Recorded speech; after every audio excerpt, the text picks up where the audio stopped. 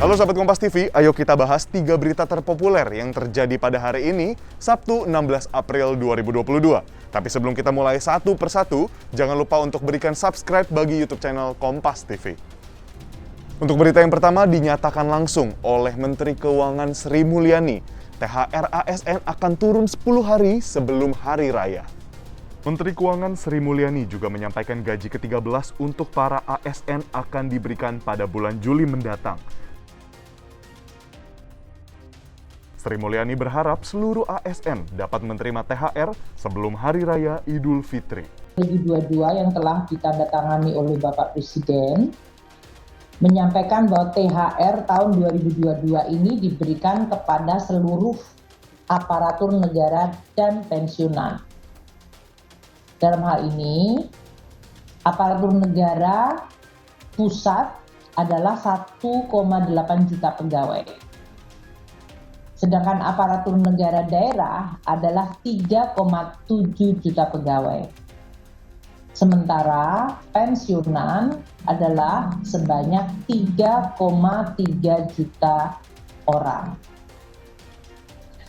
Kebijakan pemberian THR ini telah diatur di dalam APBN, Undang-Undang APBN tahun anggaran 2000. Untuk berita yang kedua, sahabat Kompas TV, aplikasi Peduli Lindungi dituding melanggar hak asasi manusia oleh Departemen Luar Negeri Amerika Serikat.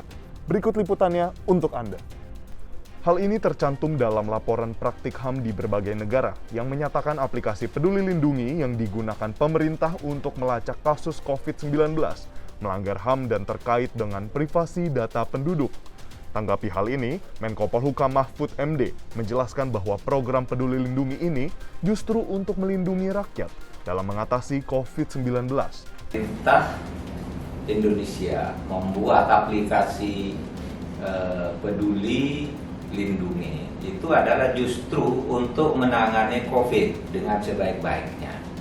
Mungkin lalu dianggap melanggar HAM karena misalnya orang yang terpantau COVID melalui Peduli Lindungi lalu diketahui bahwa dia lalu dilarang menuju suatu tempat, dilarang berdekatan dengan orang lain dan sebagainya, lalu dianggap pelanggaran HAM. Tapi harus diketahui bahwa Indonesia itu termasuk atau menjadi negara yang terbaik di Asia ya di dalam penanganan COVID. Itu satu. Kalau di belahan dunia, Indonesia itu termasuk bagus, jauh lebih bagus dari Amerika di dalam menangani COVID ini. Misalnya, kalau kita lihat dari Institut Louis Australia, itu Amerika Serikat justru berada di barisan paling bawah bersama Iran, Kolombia, ya, Meksiko, Brasil itu yang paling jelek, gitu. Indonesia jauh di atas itu, gitu. Di Asia nomor 1 Indonesia gitu. Sementara itu, Komnas HAM juga memberi tanggapan bahwa belum menemukan adanya pelanggaran dalam aplikasi Peduli Lindungi. Ya, bagi Komnas HAM sampai saat ini kami tidak menangani kasus yang berbasis pengaduan terkait adanya pelanggaran terhadap hak privasi dalam situs Peduli Lindungi gitu.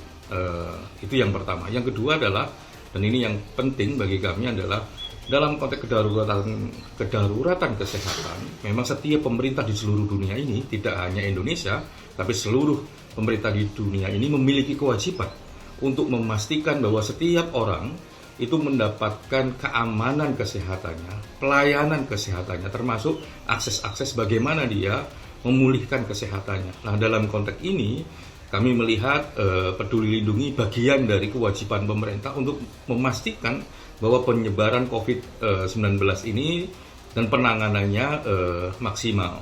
Nah, situs Peduli Lindungi ini memang men-tracking orang, memisahkan jarak, ya, terus juga di situ ada pelayanan dan lain sebagainya, termasuk juga informasi akses obat dan lain sebagainya. Nah, ini menurut kami bagian dari sesuatu yang memang harus dilaksanakan oleh pemerintah. Sebagai berita yang terakhir, sahabat Kompas TV, Komando Pasukan Khusus atau Kopassus merayakan ulang tahunnya yang ke-70 pada hari ini. Komandan Jenderal Kopassus, Brigjen TNI Iwan Setiawan berharap Kopassus dapat menjaga keutuhan NKRI. Upacara peringatan HUT Kopassus ke-70 ini digelar secara sederhana di lapangan Makopassus, Cijantung, Jakarta Timur. Komandan Jenderal Kopassus Brigjen TNI Iwan Setiawan bertindak sebagai inspektur upacara. Dalam peringatan ini, sejumlah alutsista milik Korps Baret Merah juga dipamerkan seperti kendaraan amfibi dan speedboat. Danjen Kopassus adalah pembina Korps Baret Merah. Saya berpesan kepada seluruh prajurit Kopassus dimanapun berada, termasuk sesepuh purnawirawan dimanapun berada. Saya berpesan, bantu saya, jaga kehormatan Baret Merah. Jangan sampai ternodai oleh kepentingan apapun. Saya, Kopassus, akan tegak lurus kepada pemerintah dan menjaga keutuhan Negara Kesatuan Republik Indonesia. Sekali lagi ya, saya berpesan kepada seluruh prajurit Kopassus dimanapun berada, sesepuh purnawirawan dimanapun berada, bantu saya, jaga kehormatan Korps Baret Merah. Jangan sampai ternodai. Saya, Kopassus, tegak lurus kepada pemerintah untuk menjaga keutuhan Negara Kesatuan Republik Indonesia. Itulah dia 3 berita terpopuler yang terjadi pada hari ini. Sahabat Kompas TV, saya Edwin Chan pamit undur diri. Sampai jumpa di Top 3 News Kompas TV berikutnya. Jangan lupa untuk berikan like, komen, dan juga share berita ini kepada kerabat dan keluarga semuanya.